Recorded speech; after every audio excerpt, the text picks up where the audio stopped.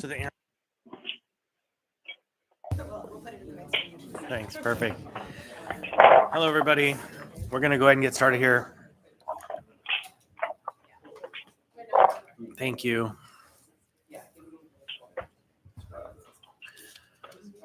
All right. So I'm going to call to order this work session of the Anchorage Assembly for AM 586-2024 Executive Appointment Confirmation Hearing. Becky Windt-Pearson, Municipal Manager. We'll go ahead and do introductions. Mark Littlefield. Scott Myers. Anna Brawley. Meg Zalato. Christopher Constant. On the phone, we have Mr. Salt. Randy Salt here. Thank you, Mr. Johnson. Here. Thank you, Mr. Rivera. Present. Anyone else on the phone?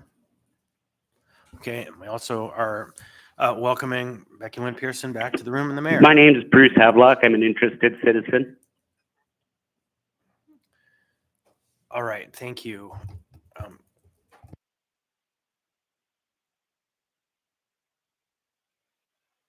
Welcome, Madam Mayor. Please, you have the floor.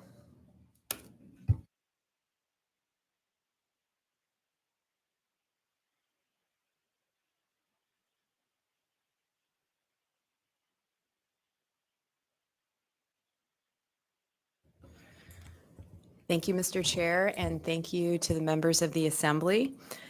We are thrilled to welcome Becky back to City Hall. I'm very excited to introduce her here today. Most recently, she served as Senior Vice President, General Counsel, and Chief Administrative Officer for GCI. And in this capacity, Becky founded and set the vision and goals for the company's inaugural ethics and compliance team. She developed ethics and compliance functions from the ground up. She also negotiated a comprehensive $42 million settlement of regulatory compliance and False Claims Act claims with the Enforcement Bureau of the Federal Communications Commission and the U.S. Department of Justice. Becky guided company leadership through the legal complexities of the COVID-19 pandemic, including compliance with local, state, and federal public health requirements, ongoing operation of an essential business, and transition to a remote-first work environment. Becky also targeted advocacy to the Alaska Congressional Delegation regarding the framework for federal funding for broadband expansion, which resulted in creation of the Transformational Broadband Equity, Access, and Deployment Act as a component of the Infrastructure Investment and Jobs Act. Before that, Becky served as municipal attorney for the municipality of Anchorage, and in that role, she served as chief legal officer, for the municipality of Anchorage, counsel to the mayor of Anchorage and the Anchorage Assembly. During this time, she led a department of, one moment. Always bad to snack on peanuts before speaking. During this time, Becky led a department of 45 plus attorneys and staff within the civil, criminal, and administrative hearing divisions. She also led negotiations, documentation, and public and regulatory approval of the $1 billion sale of Anchorage's municipal light and power utility to Chugach Electric Association, Inc.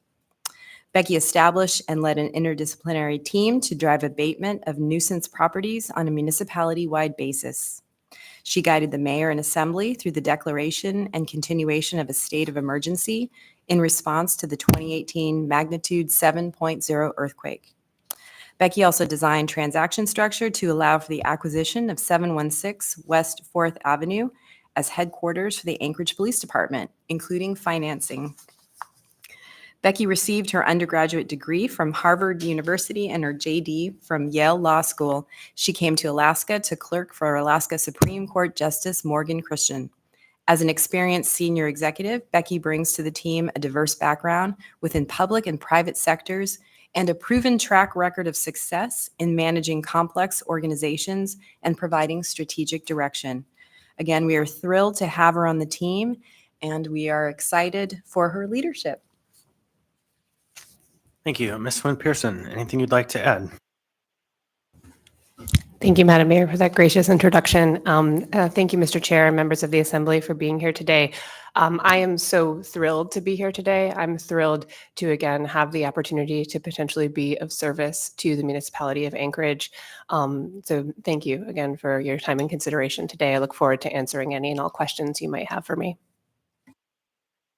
All right, now the merry-go-round. Ms. Brawley. Thanks. I'll ask the question that I mentioned just a few minutes ago before we started. And second, I appreciate your qualifications. I don't have questions there. Can you kind of clarify or speak to what your vision for this particular role is? And then also clarify, because of course we have what's been characterized as you doing, quote, external things, and then Mr. Falsey doing internal things as Chief Administrative Officer. So just unpacking kind of how that will work in a high level. Sure thing. Thank you, Member Brawley. That's a very good question, and I know something that a number of people have asked me about. So I welcome the opportunity to speak to it right off the bat. I think as a big picture, coming into this administration faces a number of challenges in municipal operations, some of which concern the services that the municipality provides to the public, and some of which concern how the municipality operates internally as an organization, essentially as a large organization serving both the people who work for the municipality and the community. And I think coming into thinking about how to staff this, the mayor was very open to thinking about ways to staff which might be the most responsive to the challenges that she and the team that we're all going to face. And I think that if you look historically at the way the org chart has been put together by different mayors, every mayor has taken the opportunity to put together a structure that addresses the critical priorities of their administration. So this division, the division that we proposed, and I'll speak a little bit more to how I see it breaking down, is really designed to kind of pick apart the puzzles that we have going into this administration between those which concern internal operations, human resources, IT, the finance challenges the municipality is facing, and having those roll up to Mr. Falsey's strategic leadership, and then putting in the municipal manager's column all of the traditional functions of the externally facing departments of the municipality: police, fire, health, library, parks, the utilities. And I think that this division is not something that's new to large-scale organizations. As the mayor mentioned, I currently have the title of Chief Administrative Officer at GCI, and in that context, I supervise a number of departments, including human resources and corporate communications, that are operational within the company, then dividing up responsibility for corporate functions with our Chief Operating Officer, who has all of our network functions, our sales functions as a business. So in many ways, I see this as similar, that I serve essentially as the Chief Operating Officer for the municipality, and that Bill complements that as Chief Administrative Officer, with his focus, again, being primarily on those internally facing departments. Thanks. And I really appreciate the discussion about an organization because, as you said, we are one of the largest employers in the city. And I think a lot of our issues are not so much maybe traditional political issues or that space, but it really is about how this organization functions. So I appreciate that lens. Thanks. Absolutely. Thank you. Mr. Rivera. Yeah, thank you, Mr. Chair. So I have had the pleasure of working with Ms. Windt-Pearson in a variety of roles, including municipal attorney and her role as previous role as chair of the Board of Ethics. So I have absolute confidence in Ms. Windt-Pearson's ability to do the job, but I am somewhat curious and about why. I want an answer to the why question.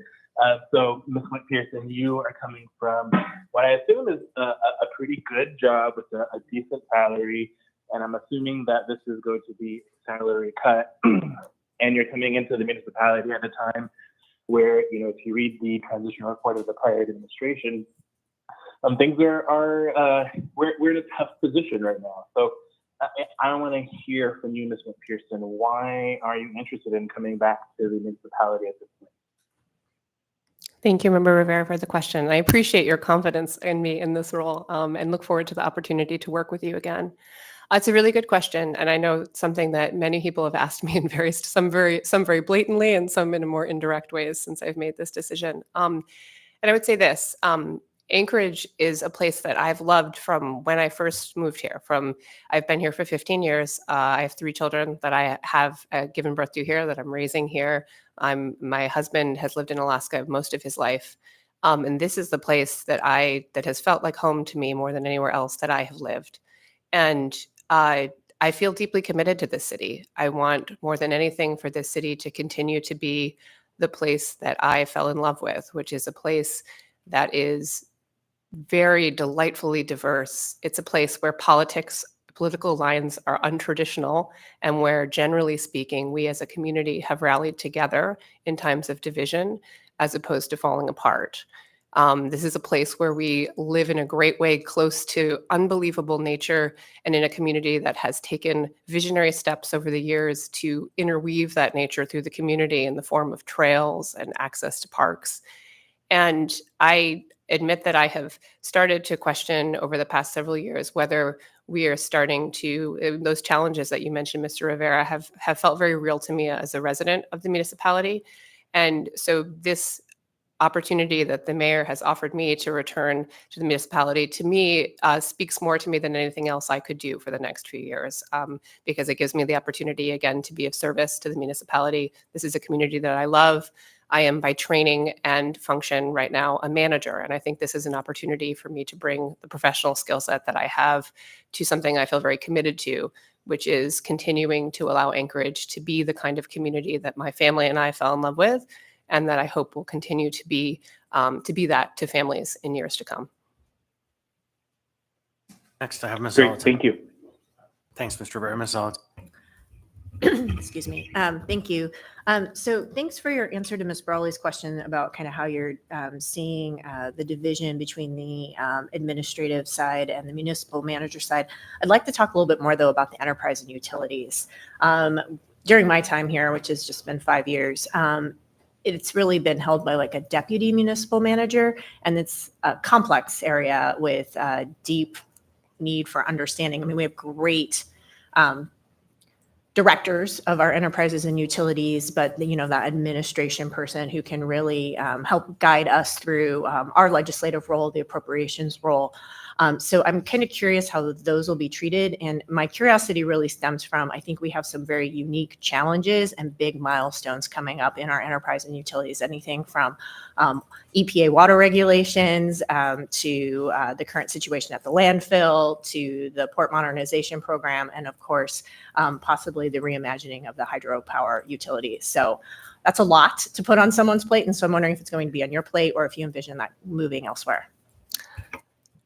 Thank you, Member Zalatal. That's a very good question as well. And I think the short answer is I don't have a final answer for you right now. I mean, I think that this administration, under the mayor's leadership, has taken the wise approach of not making immediate knee-jerk decisions in terms of staffing, in terms of leadership, in terms of director roles, in terms of org chart, without taking a bit of time to understand how things are functioning right now and see where the strengths and challenges of the existing team are, and make assessments based on a bit of lived experience within City Hall. So one of my initial tasks is going to be assessing how the current structure is working with the current deputy municipal manager to assess how that structure is working and how it makes sense to best organize the functions within the municipal manager's column, including the utilities going forward. So I don't have an immediate answer. And I think it's because I would like to spend some time with the departments and with the current structure before making a decision about what is the best course of action going forward. I welcome feedback. So if you have input on how you think it should be structured, I would love to hear it. So does that make you the current, assuming confirmation on Tuesday night, you're the current point person? Well, the deputy municipal manager currently out on leave, then yes, I believe I would be the current point person. Great. Good to know. Thank you. Mr. Salt. Thank you. So just a couple questions around your communication pattern. A lot of what we have to do works with your departments around code complaints, planning and zoning. And how first would you like us to communicate with your department, and how will you assure their responsiveness? Thank you. Thank you, Mr. Solt. That's a good question. I think that I know there have been various different patterns in the past of access and cross communication between the Assembly and the departments. Philosophically, I think that the members of the Assembly should be communicating directly with the directors of departments regarding their questions. And I would like to be in the loop on those communications, so I know the issues that are coming from the Assembly to the departments within the municipal manager's column.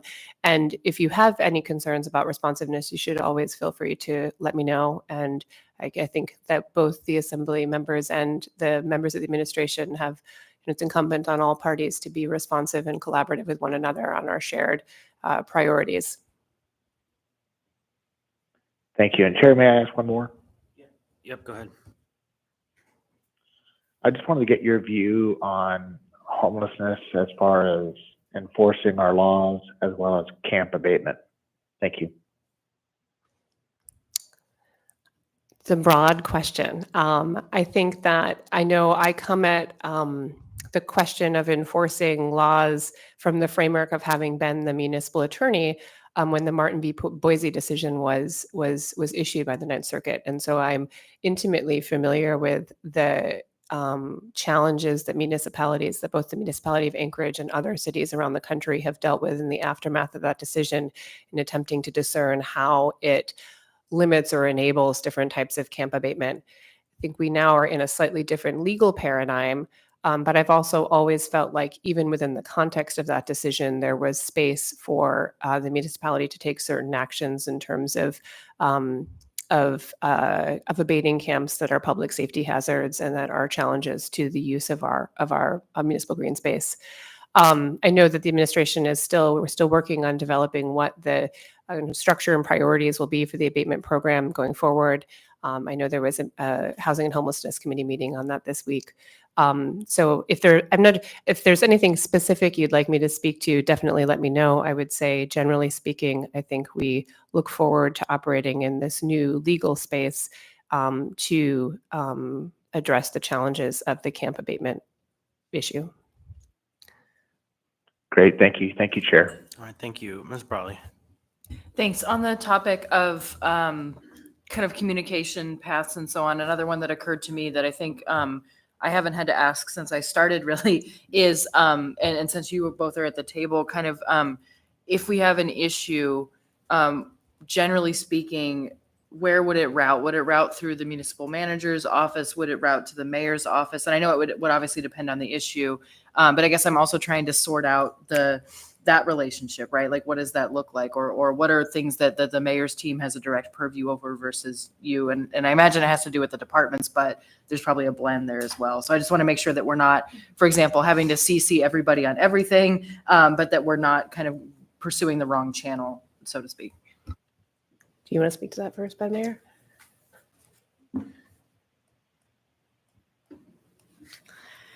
Thank you. I will say that we expect to have some guidance about points of contact and how best to communicate. I mean, just who to reach for certain areas, because there are some things too that it may be appropriate to go through the chief of staff or the municipal manager or the chief administration officer. So more to come. Others? Yeah. Ms. Salatone.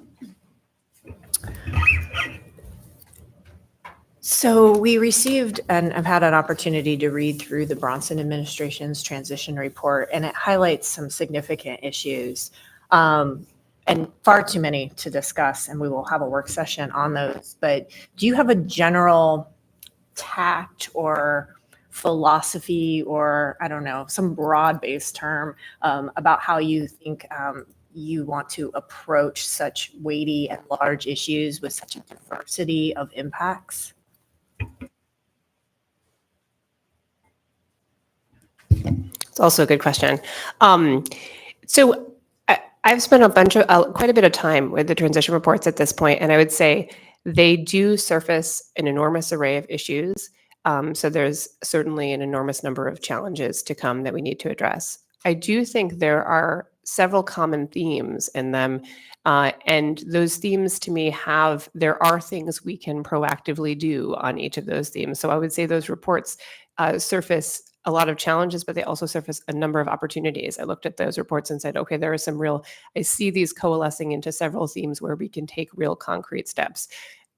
There's a massive theme throughout all the reports regarding staffing, staff retention, staff attraction, the quality of the work experience that individuals have working at the municipality.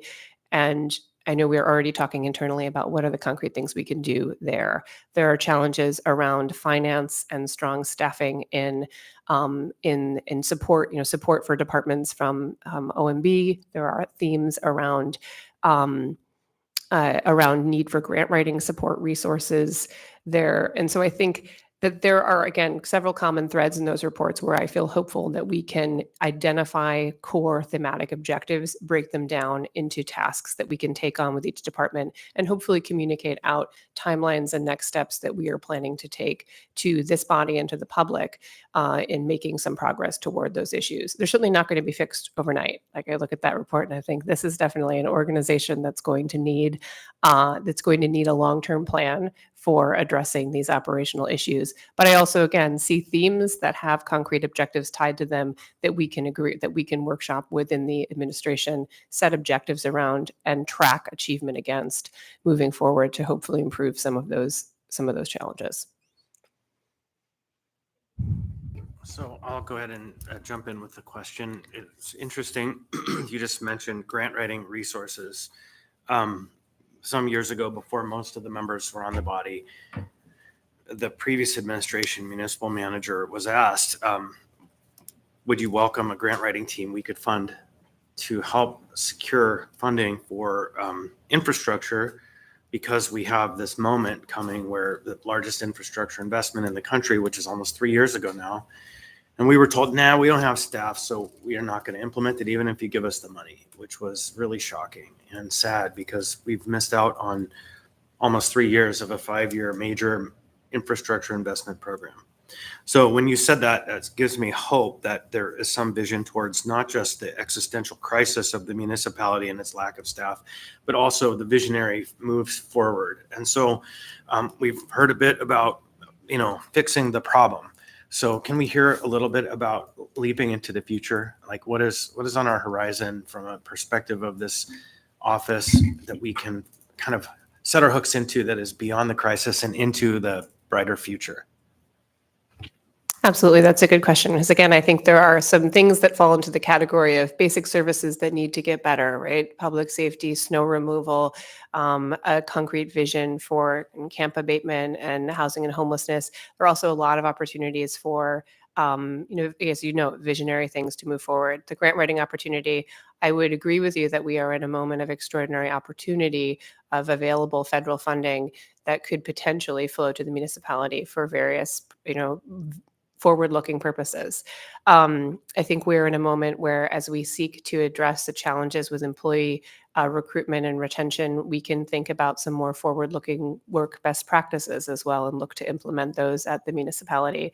There's clearly a lot of opportunity around housing development in the municipality, a real question of how we try as a municipality to best position the city to attract housing development across all parts of the spectrum. And I know that is a priority the mayor has identified that is exciting and forward-looking in a space where I think we have a lot of opportunity to make progress. So I'll ask a follow-on question too. I appreciate all those answers. Again, ask us to fund a grant writing team, please, because I would like to see us become aggressive. And that's for our water utilities so we can build housing. It's for any number of these infrastructure opportunities that exist that we've just left on the table, which has been one of the most depressing parts of this job for me. Workforce, make it the place where Anchorage and our municipality are the place people want to work. And obviously housing policy has been the largest conversation we've had for years now. So now, interestingly, in the bond rating reports that we just got, there was a call out to climate issues being a strike against us, and that we have to face that, because if we don't address climate issues, then we are going to continue to see reductions in our bond rating. So it's, in one way, it's an OMB question and a finance question, but also it's an operations question.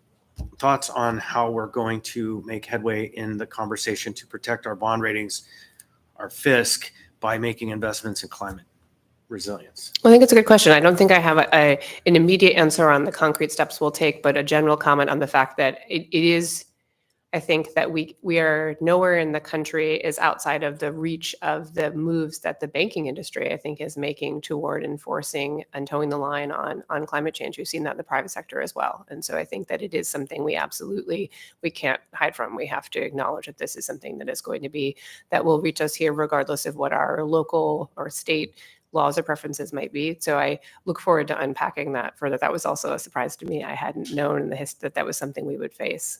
So I had heard about it at NLC about 4 years ago. The bond rating agencies came up and told us this is coming, be prepared. And so it's no longer some like granola hippie thing. It's like the finance industries are telling us evolve or die or pay. And so with that in mind, we have a climate action plan. You were here when we developed that climate action plan. And then sometime about 3 years ago, a switch was flipped and it disappeared from the website, but it continues to exist.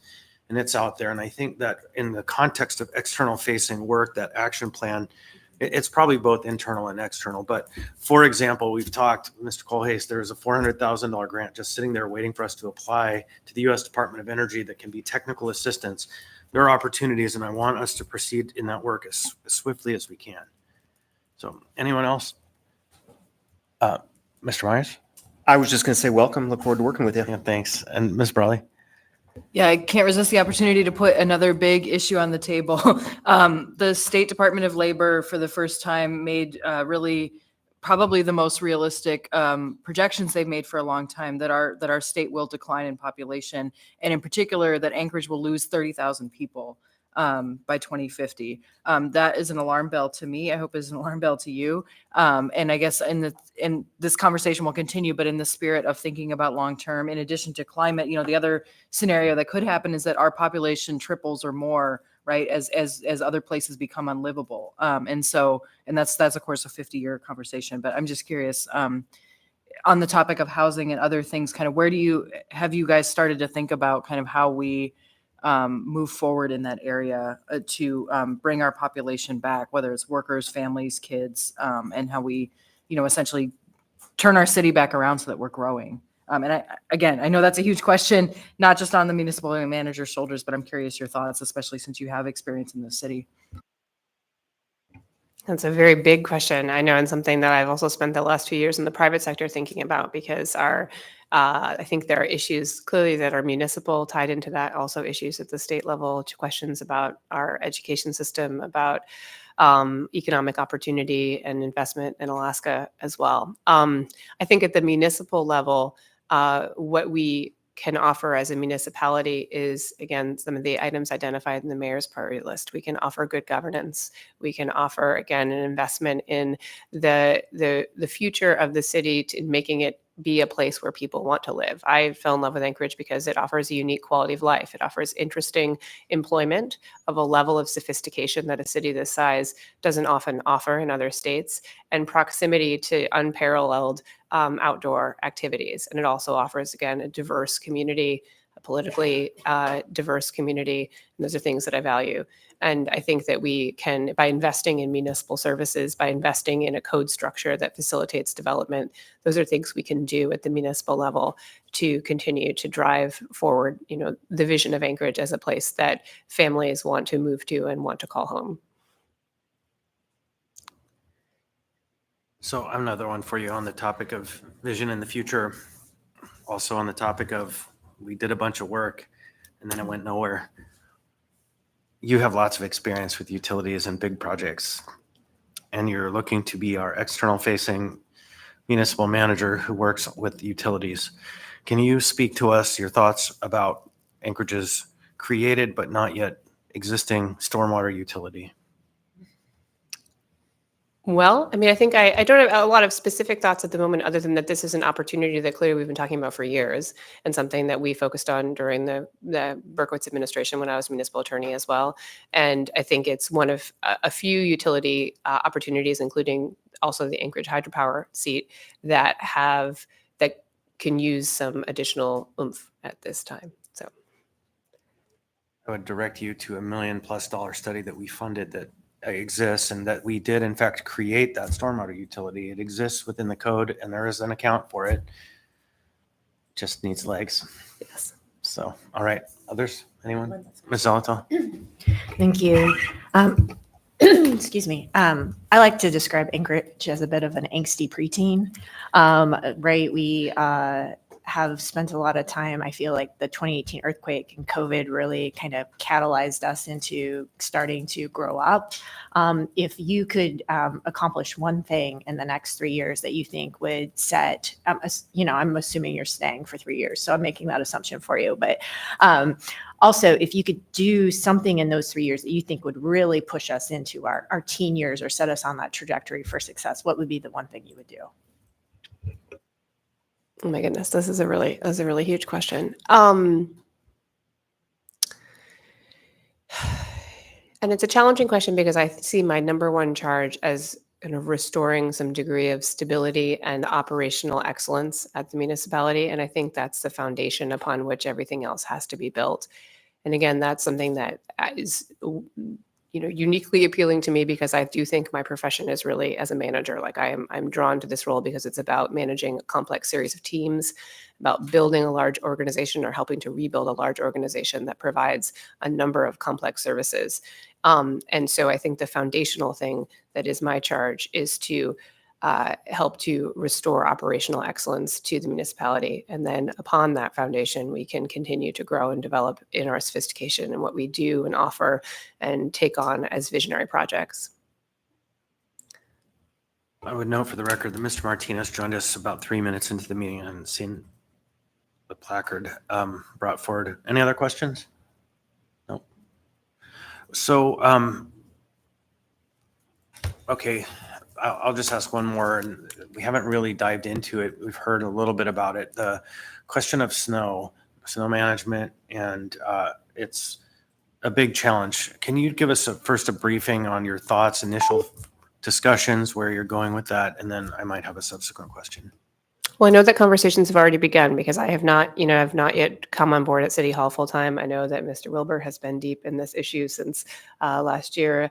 I know that Mr. Falsey has begun some conversations this year about looking at the various elements of the question and what are the operational changes or challenges we can, take on to pick apart the issue. I think a key part to me is also going to be communication of what our objectives are so that this body and the public are aware of what are the things we can do to try and improve the snow removal issue this year?